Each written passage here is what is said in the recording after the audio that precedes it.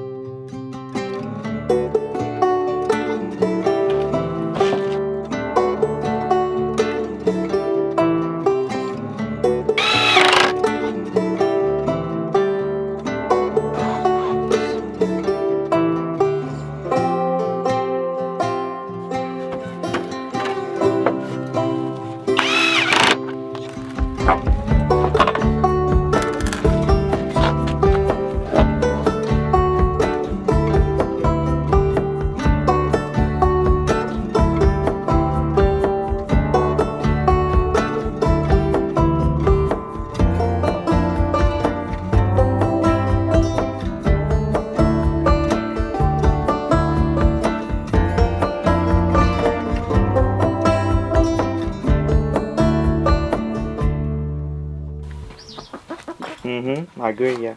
So I have gotten as far as the wood lets me. Maybe I can get a bit further, but I just didn't start the next one, just to leave it open. And yeah, that's all the wood that I could get from upstairs. The rest of the wood is all covered up in a pile where it takes a lot of work to get out. So I just didn't even get started. We're gonna get to that later on, once the wood actually reaches that far. So now we can actually get started and stack in the wood. Same with the floor, we didn't do it all the way, even though it kind of was going really quick, especially with the front loader, not using a wheelbarrow. You just drive it up, load it in, drive it up, load it out, and it goes pretty quick. It's not the nicest to walk on. It's pretty jiggly because, you know, they haven't settled in, and we don't really need it to settle in. We want it actually to have air gaps in the bottom, so it actually has nice airflow for drying, not to soak moisture. So yeah, in this sense, it's gonna work perfectly like a floor for the wood. So yeah, we can get started and bring in some wood, and then we're gonna finish it another time when the wood is starting to reach this point. Then we need to keep going. One thing before we put the wood in, there's a bit of a thing I figured out, is that the wood will just fall all in there, and we want that open for the airflow in the winter, because in the winter all the walls will be sealed closed, so you want the airflow to come in from there. So we are gonna put the chicken wire we have, which is very heavy duty, just gonna nail that on a little slice of it so it holds the wood from falling in there. So yeah, let's get started with doing that. We have 2 piles of wood though, one there, one there. Yeah, one small woodies and one big woods that are axed. Sadly, can't show you an axing because I got into it and finished all of it really quick. So you will not see, you will see in the upcoming. You'll see another time. So yeah, okay. Let's get started.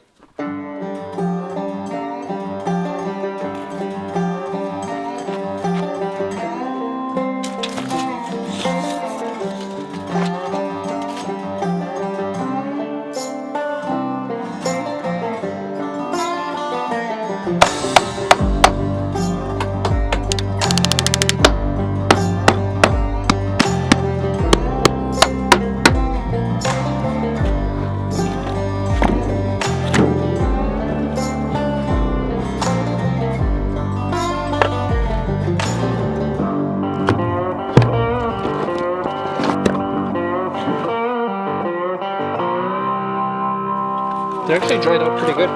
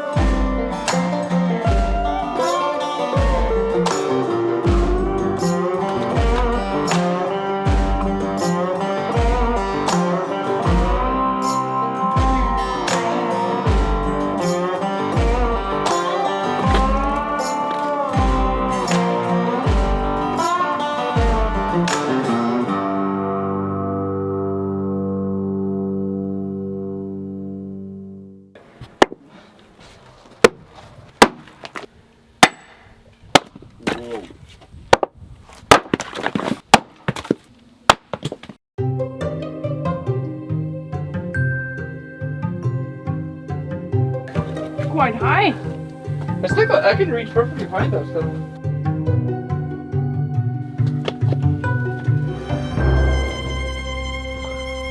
So we are pretty much done. As you can see, it's much more I think sound absorbent, and now inside it feels more silent. But yes, this is pretty much one tree that fell in the storm, plus some birches that were laying around. We also chopped those and added. But this is pretty much one tree falling in the storm. Not the biggest tree, it had a big stump, but the branches were all falling slowly. These trees cannot grow very big, so they all just crack into pieces. So yeah, as you can see, it fit quite a lot. I think this is like 3 weeks of burning, so if we add all of this, it's probably gonna be more than a year of burning just in this little thing, maybe even 2 years. I just don't know how the new wood stove is gonna burn, how fast it burns, like how quickly it burns up the wood, how economical it is. So we're gonna see that after this season, how much we need for each year. And now we have something to measure by. It's like how far did we go into the barn? All of it, more than all of it, because we're probably gonna have more than enough to fill this one a few times. So yeah, we're gonna have to make some piles outside and then put them in the next year and next season. And as you can see, we also mixed matched it. We kind of made a bit too late, but I think that's better for a solid bottom. I think we did pretty good. Instead of putting just those and those, because then, as we said, we either burning only big woods, or just small branches. And now we kind of have it pretty balanced. Yeah, and they fill up all the bigger holes more or less, so it's more compact in the end. And it's nice draft. I can feel the draft is nice. You can see all the things moving, so you get nice airflow. I don't know how it's gonna be once you stack it full, but the time you take to stack it, it's already having it's been sitting for a while. This wood is already kind of dry. It's been sitting in a pile for a bit, but it was in a moisture, so now it's gonna dry properly. So that's pretty much it. Hope you enjoyed. We'll see you next time. Bye bye. We have a lot of work to do at home, but that is also very important. That needs to be done to keep us warm.